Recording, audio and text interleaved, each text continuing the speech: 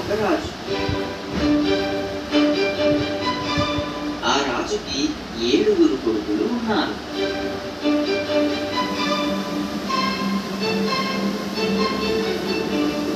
ఈ 7 కొడుకులు ఒకరోజు చేపలు పట్టడానికి వేటకు వెళ్ళారు.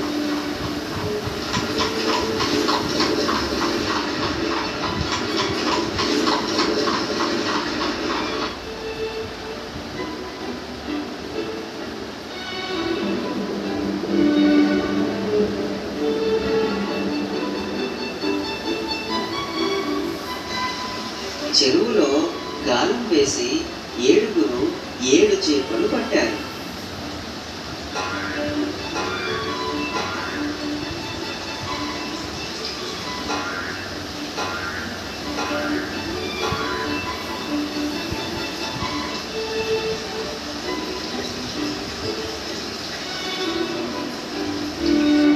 ఈ 7 చేపలని ఇంటికి తీసుకెళ్లారు.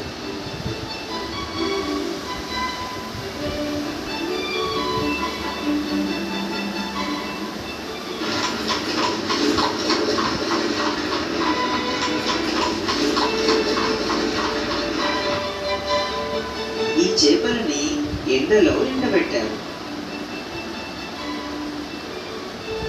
ఈ 7 చేపలలో 6 చేపలు ఎండాయి, కానీ ఒక చేప మాత్రం ఎండలేదు.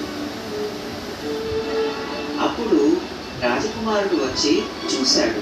రాజకుమారుడు ఆ చేపతో ఇలా అన్నాడు, చేపా చేపా, అన్ని చేపలు ఎండాయి, కానీ నువ్వు మాత్రం ఎందుకు ఎండలేదు? నాకు గడ్డిమోపు అడ్డం వచ్చింది, అందుకే నేను ఎండలేదు. గడ్డిమోపు, చేపకు ఎందుకు అడ్డం వచ్చావు? నన్ను ఆవు మేయలేదు. ఆ రాజకుమారుడు ఆవు దగ్గరికి వెళ్ళాడు. ఆవు, నువ్వు గడ్డి ఎందుకు మేయలేదు? నన్ను జీతగాడు మేపలేదు. ఓ జీతగాడా, నువ్వు ఆవును ఎందుకు మేపలేదు? నాకు అవ్వ పువ్వ పెట్టలేదు. రాజకుమారుడు అవ్వ దగ్గరికి వెళ్ళాడు. అవ్వ, జీతగాడికి నువ్వు ఎందుకు పువ్వు పెట్టలేదు? పిల్లవాడు ఏడుస్తున్నాడు.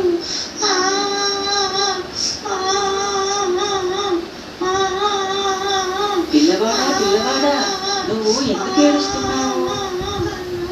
నన్ను చీమ కుట్టింది, అందుకే ఏడుస్తున్నాను.